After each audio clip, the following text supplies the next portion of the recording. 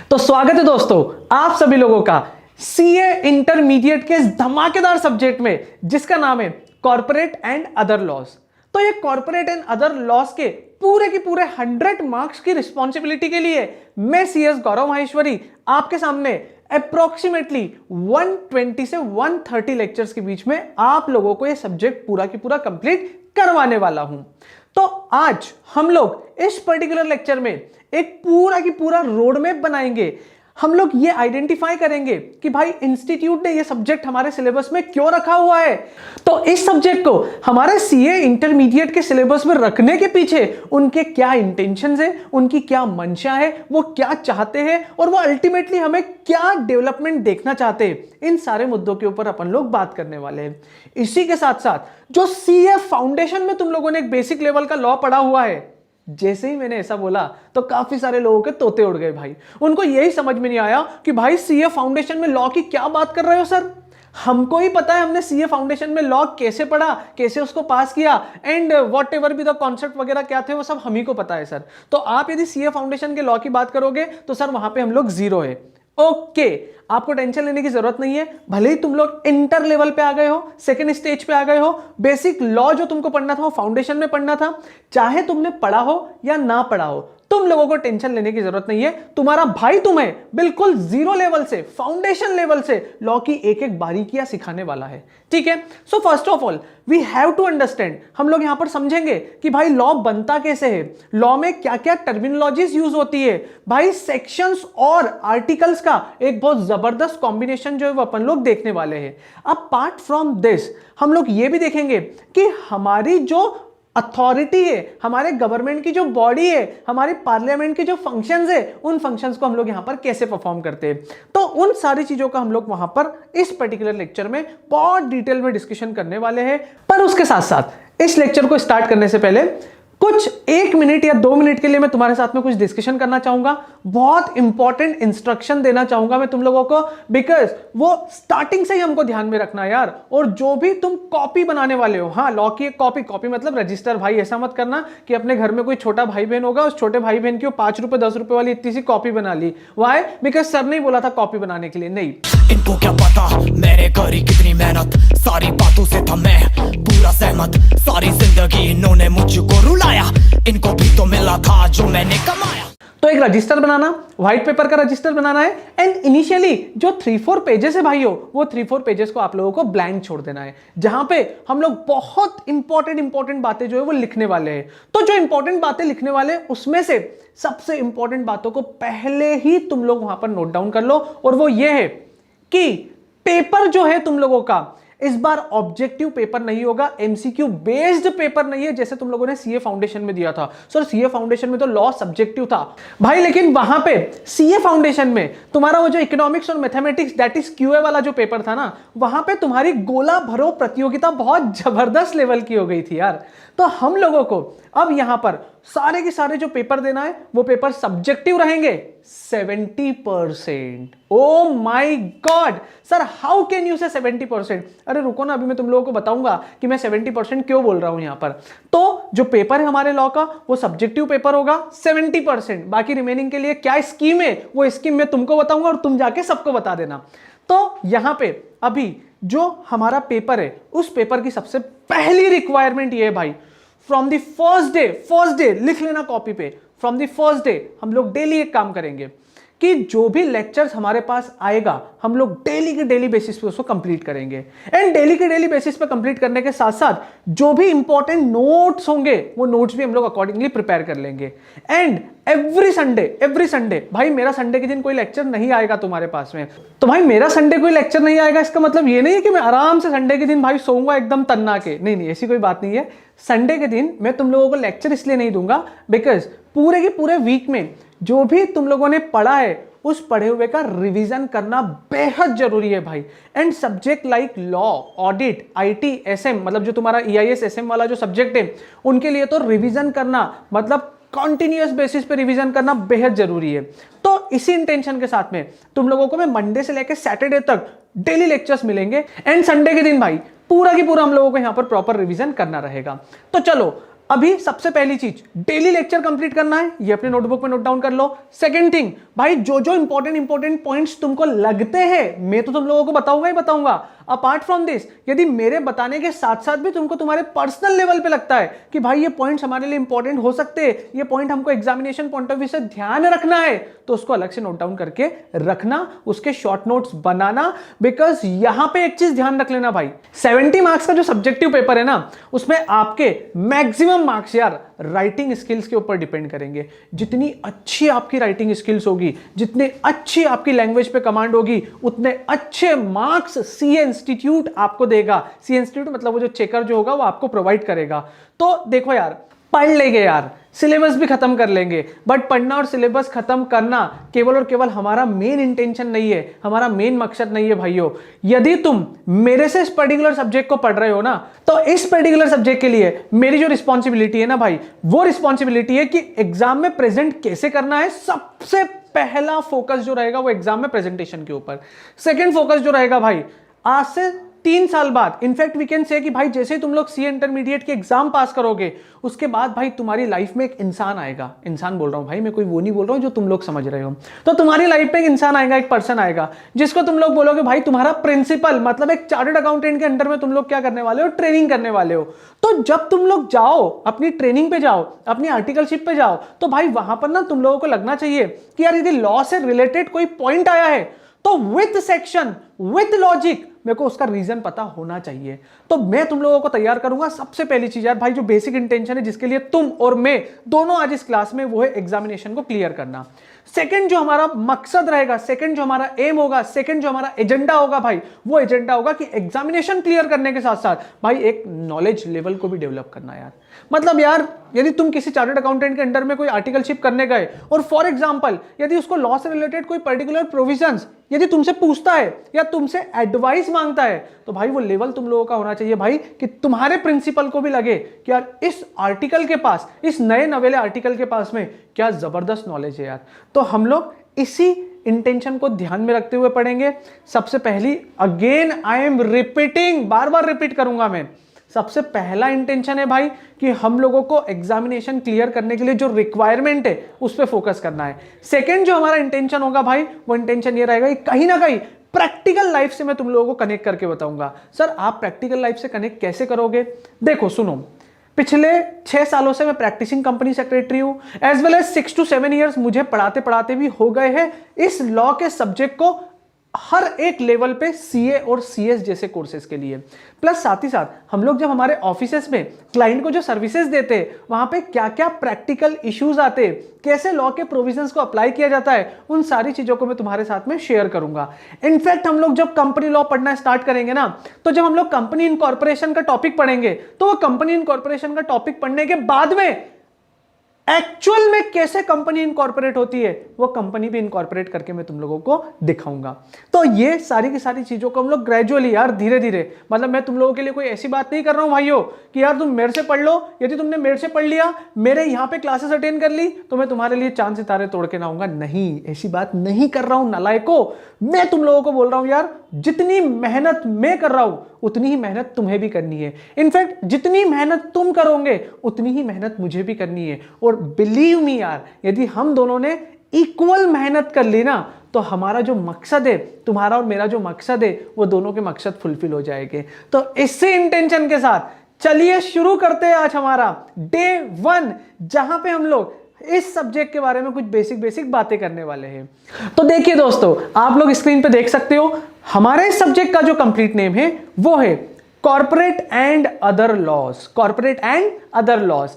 तो यार जैसे ही हमने इस सब्जेक्ट का नेम पढ़ा ना, उससे एक चीज क्लियर हो गई कि हमारे इस सब्जेक्ट में 2 पार्ट है। सबसे पहला जो एक पार्ट होगा वो होगा भाई कॉर्पोरेट लॉ से रिलेटेड, एंड अदर पार्ट जो होगा वो पार्ट होगा अदर लॉ से रिलेटेड। देखो ना कितनी गजब की सिमेट्री है भाई, अदर पार्ट अदर लॉ। वाह क्या बात है सर, मत खाओ ना यार, आप पढ़ाने पे ध्यान दो। Okay okay okay. तो हमारे ये ग्रुप 1 का पेपर नंबर 2 है, एंड पूरे की पूरे 100 मार्क्स को कवर करता है, like accounts, cost and taxation.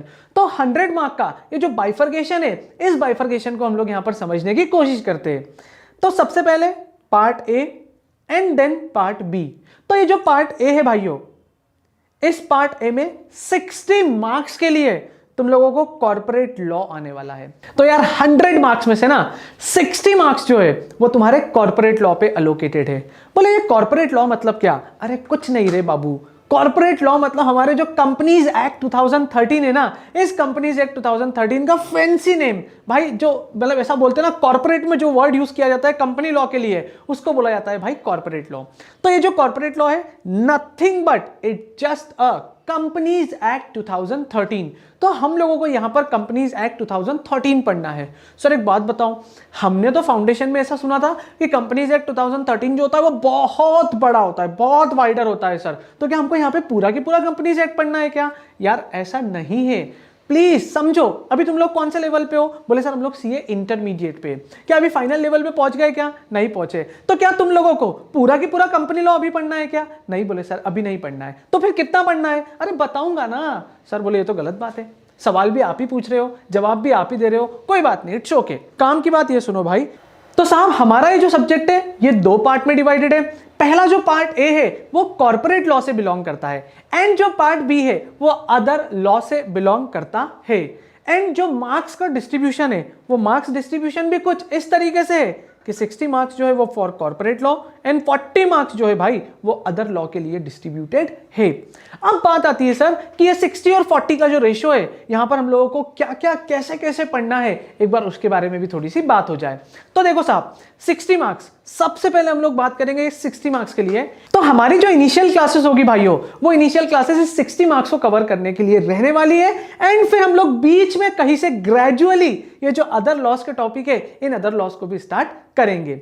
अब देखो साहब ये जो 60 मार्क्स कॉर्पोरेट लॉ कुछ नहीं है भाई, वो जो कंपनीज एक्ट 2013 का तुम लोगों ने नाम सुना हुआ है ना, वो कंपनीज एक्ट 2013 ही पढ़ना है। एंड पूरा नहीं पढ़ना है भैया, यहां पे केवल और केवल तुम लोगों को इनिशियल जो 10 चैप्टर्स है, केवल 10 चैप्टर तुम लोगों को यहां पर 60 मार्क्स के लिए पढ़ना है। एंड ये 10 चैप्टर कंप्लीट, हमारे इधर 60 मार्क्स कंप्लीट हो जाएंगे।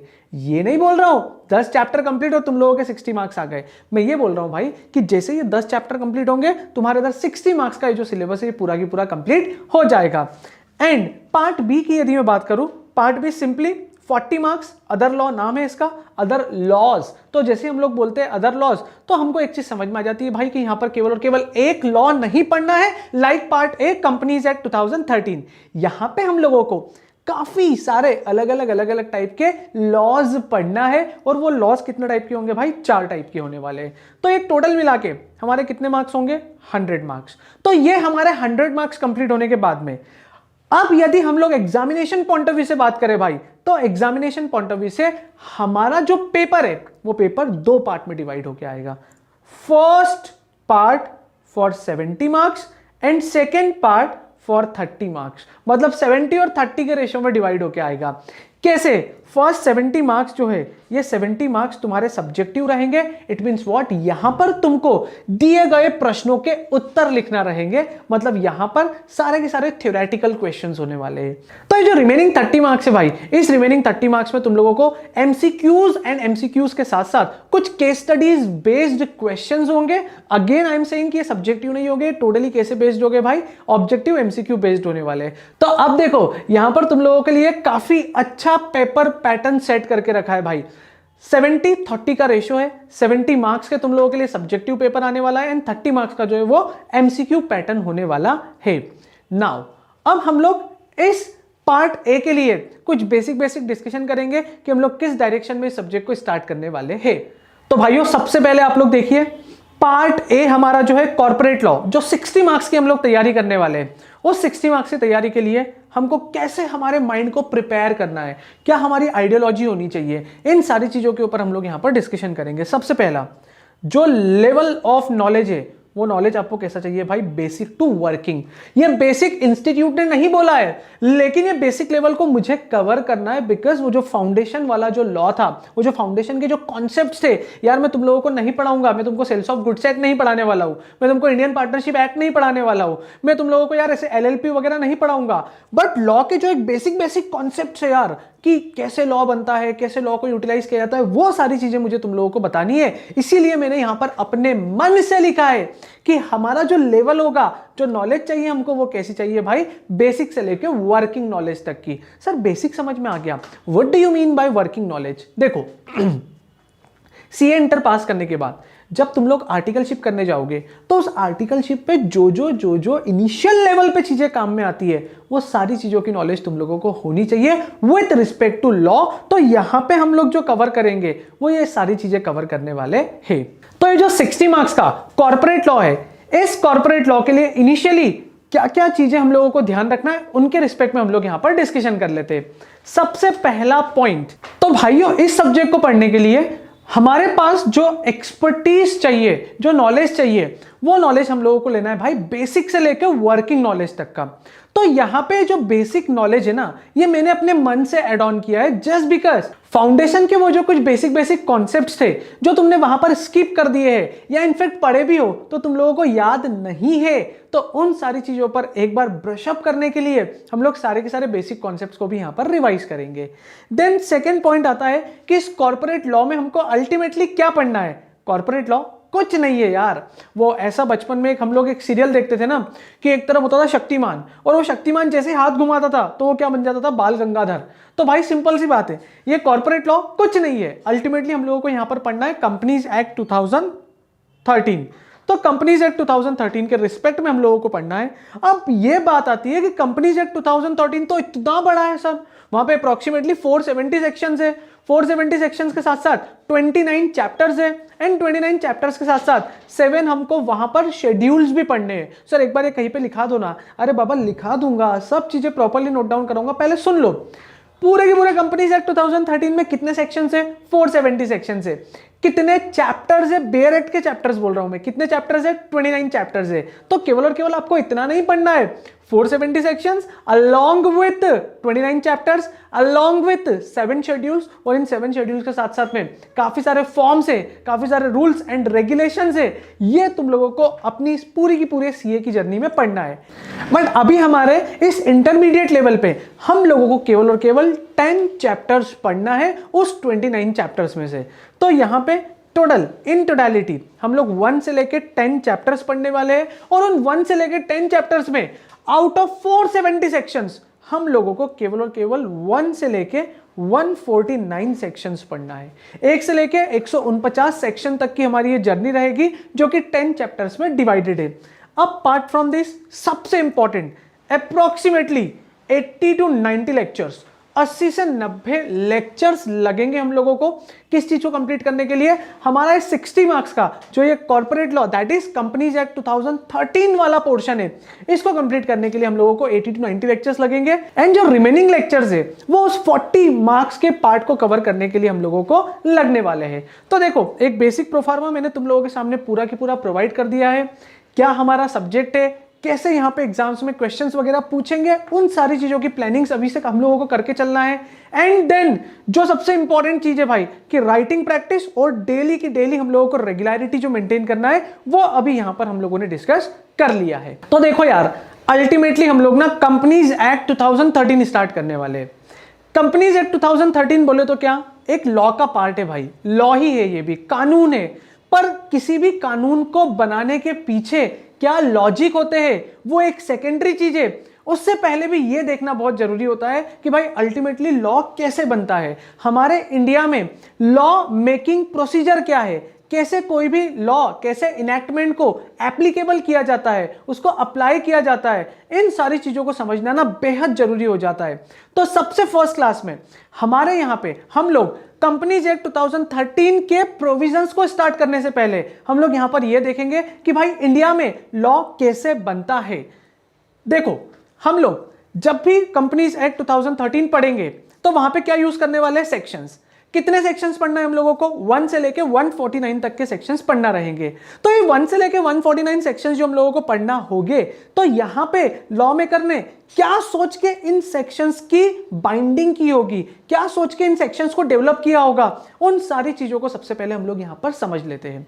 देखो जब भी तुम लोग हमारे इंडिया में कोई भी लॉ पढ़ोगे तो लॉ में जनरली 2 चीजें यूज होती है, या तो एक यूज होगा सेक्शंस, या कहीं कहीं पर एक्सेप्शनली हम लोगों को पढ़ने के लिए मिल जाएंगे भाई आर्टिकल्स। तो सबसे पहले सेक्शंस और आर्टिकल्स के बीच में क्या डिफरेंस होता है ये हम लोग समझते हैं।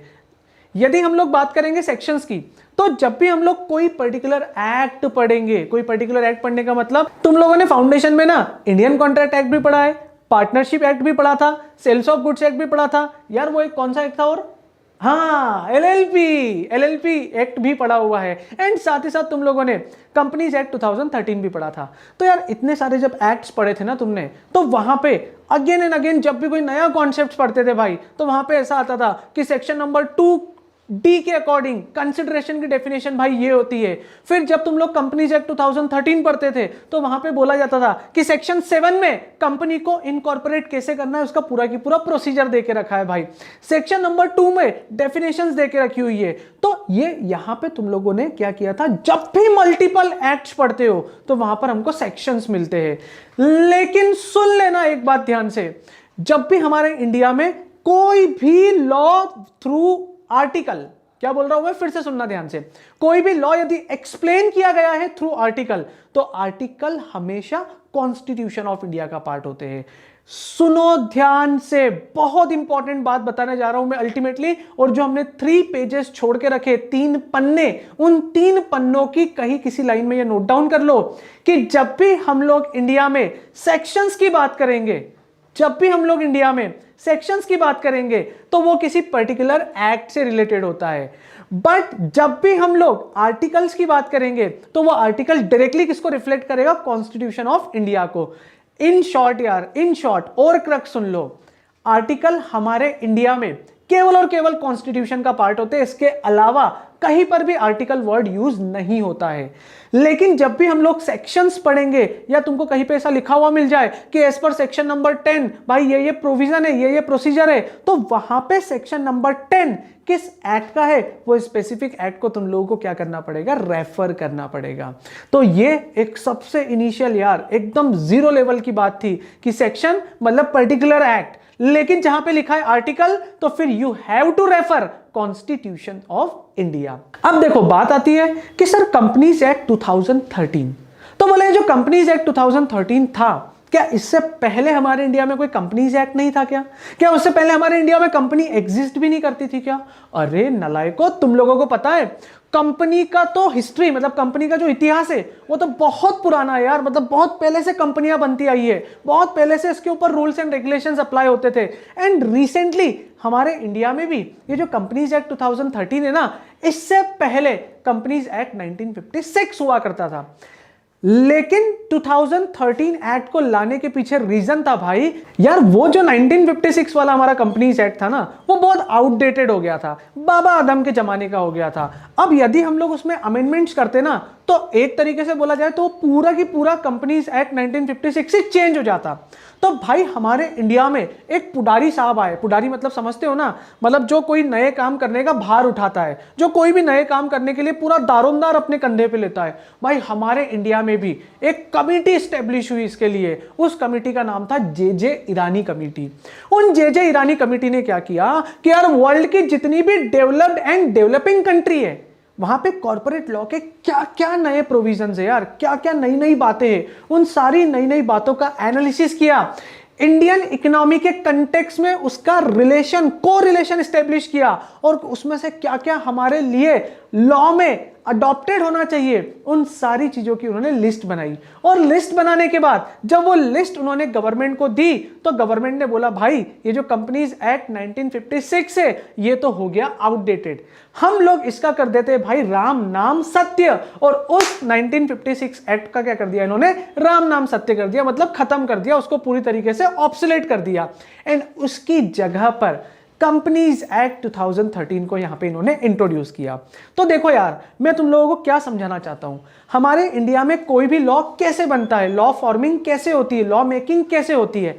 सबसे पहले नीड्स को आइडेंटिफाई किया जाता है। मैं नीड्स बोल रहा हूं, मैं नीड नहीं बोल रहा हूं, अदरवाइज आप लोगों के दिमाग में वही चलता है, ठीक है। सबसे पहले we have to identify needs, needs को आइडेंटिफाई करो भाई कि यार कोई भी लॉ बनाना है तो क्या एक्चुअल में उस लॉ को बनाने की जरूरत है भी या नहीं है, पॉइंट नंबर 1। पॉइंट नंबर 2, भाई जब लॉ बनाना है तो ऐसा थोड़ी है कि मशीन में आलू डाले और आलू से सोना, अरे मतलब समझ रहे हो ना, आलू से सोना थोड़ी बनाना है भाई। मतलब ऐसा थोड़ी है कि मशीन में डाला आलू और आलू से बन गए चिप्स और उस चिप्स को तला और पैकेट में पैक कर करके बेच दिया। भाई लॉ बनाने के लिए एक बोलते यार ऐसा देश का टॉप ब्रेन चाहिए यार, जिसको लॉ की समझ हो, जिसके बेसिक कॉन्सेप्ट्स यार, जिसके ब्लड में ही लॉ चलता हो, उसका ब्लड ग्रुप ही लॉ पॉजिटिव हो। ऐसे इंसान की हमको क्या करनी पड़ती है, एक कमेटी बनानी पड़ती है। वो जो कमेटी है वो रिसर्च करती है, वो आइडेंटिफाई करती है कि यार क्या क्या इंप्रूवमेंट होने चाहिए, कौन कौन सी बातों को इस पर्टिकुलर लॉ में एंटर्ड करना चाहिए। फिर उसके बाद वो कमेटी अपनी सारी की सारी रिकमेंडेशन देती है एक ड्राफ्ट के फॉर्मेट में। वो जो ड्राफ्ट होता है ना भाइयों, वो ड्राफ्ट को हम लोग रखते हैं both the houses of parliament में। Both the houses of parliament का मतलब क्या होता है, एक होता है लोकसभा और एक होता है राज्यसभा। ठीक है, मैं उतनी डिटेल में नहीं जा रहा हूं कि लोअर हाउस कौन सा होता है, अपर हाउस कौन सा होता है, उसकी एज ऑफ नाउ कोई रिक्वायरमेंट नहीं है। तो देखो यार भाइयों, ये Lok Sabha, Rajya Sabha, lower house upper house छोड़ दो, इसके बारे में हमको ज्यादा डिस्कस करने की जरूरत नहीं है। तो देखो यार, जब भी हमारे इंडिया में कोई नया लॉ बनाना है ना, तो सबसे पहले वी हैव टू आइडेंटिफाई कि क्या उसकी रिक्वायरमेंट है क्या। फिर उसके बाद में हम लोग ऐसे लोगों की, महानुभवों की, अपने अनुभव सर की बात नहीं कर रहा हूं मैं, ऐसे महाअनुभव लोगों की जिनके पास बहुत एक्सपीरियंस है भाई, उन लोगों का हम लोग क्या करते हैं, रिक्रूटमेंट करते हैं, टीम बनाते हैं, कमेटी बनाते हैं। वो कमेटी जो है वो रिसर्च करके एक ड्राफ्ट बनाती है।